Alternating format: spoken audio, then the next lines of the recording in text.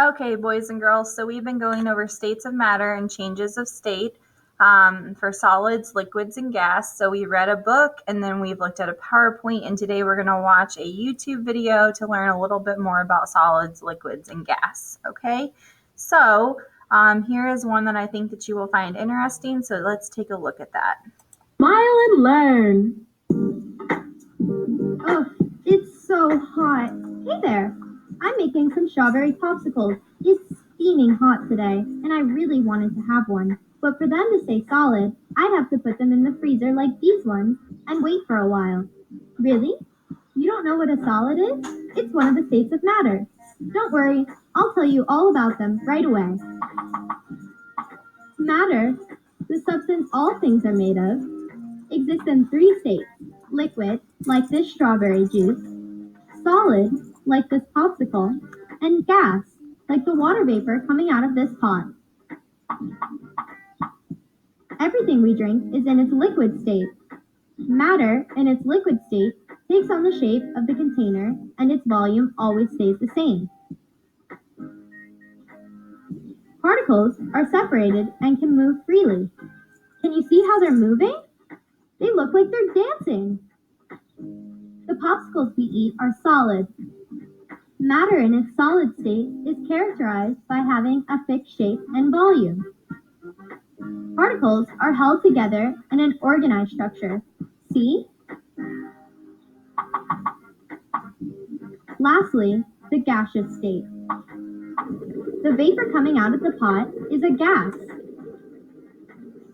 Matter in its gaseous state can change its volume and shape, taking up the space of its container. See? Particles are well separated and can move freely. Look, they move like crazy. Did you get the idea? Let's recap a little. Matter exists in three states: solid, liquid, and gas. Solid matter has a definite shape and volume. Particles are well organized and held closely together. Liquid matter takes on the shape of its container, occupying always the same space. Besides, particles are separated and can move freely. Gas matter doesn't have a fixed shape or volume. Its particles are well separated and can move freely. That is all about states of matter. Very interesting, isn't it? Well, I'm leaving now. I won't sell any popsicles if I don't. See you around. That's it. Perfect. They'll be ready in no time. Hey there, I'm making some more popsicles to sell. They taste so good, I'm sure they'll sell really fast. These are ready. See? They've become solid because I put them in the freezer. Have you ever heard of the word solidification? It's one of the changes in states of matter. There are more changes, don't worry. I'll explain all about them. You already know that matter exists in three states: solid, liquid, and gas. A change in state happens when we heat or cool matter. If we heat solid matter, it becomes a liquid. We call this process fusion. If we heat liquid matter, it becomes a gas. We call this process vaporization. These two processes can occur the other way around. This happens when we cool matter instead of applying heat. If we cool a gas, it becomes a liquid. This process is called condensation. If we freeze liquid matter, it will become a solid. This process is called solidification.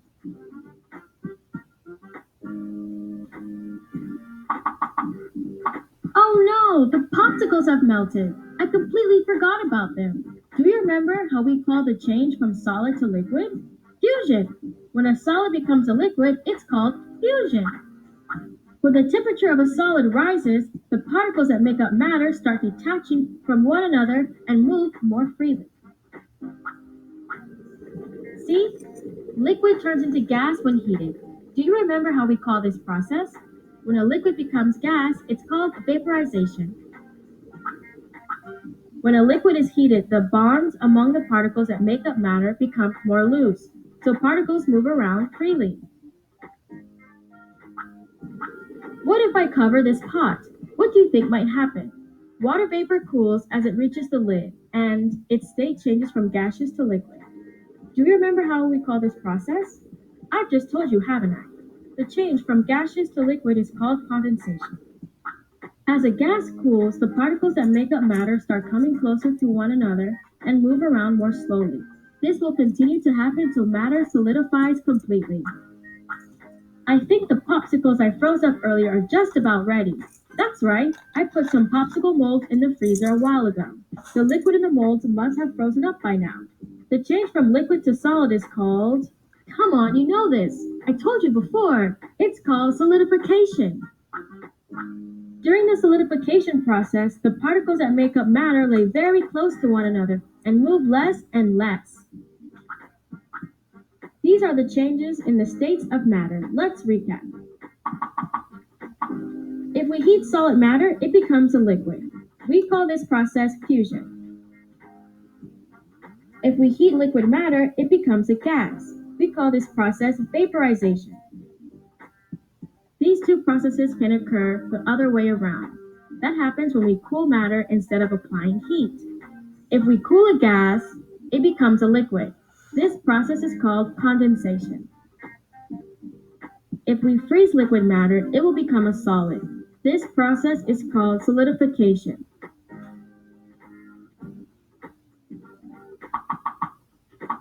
Now you know all about the changes in states of matter. I hope you find what you've learned useful in class. I have to go. Look at all those people lining up for popsicles. See you around. Okay, boys and girls, so I hope that you liked that video and hopefully it explained some of any questions that you might have with solid, liquid, and gas. So now that we are finished watching that, it is time to go back and do your assignment for Tuesday. So again, you're going to make sure that you're on 3rd grade science and social studies. You're going to click on classwork. And then on the left-hand side, you're going to do solid, liquid, and gas. And you're going to scroll down. So look, they say right here, Friday assignment, Thursday assignment, Wednesday assignment, Tuesday assignment. So this is what we're going to do. So you will click on that, open up your Google assignment, and then it is matter and materials. So you're going to read through this first part is going to be the definition, and then this is what it is on the side. So you're going to finish the sentence and you're going to connect them with the lines. We've done this in class, so remember you can hit this little arrow and you can do the scribble if you want. So that would go like this, or you can do the line like that. And then at the bottom, you're going to click on these text boxes and then you're going to put in the correct words. Okay? If you have any questions, just let me know. I hope you have a great day. Bye, guys.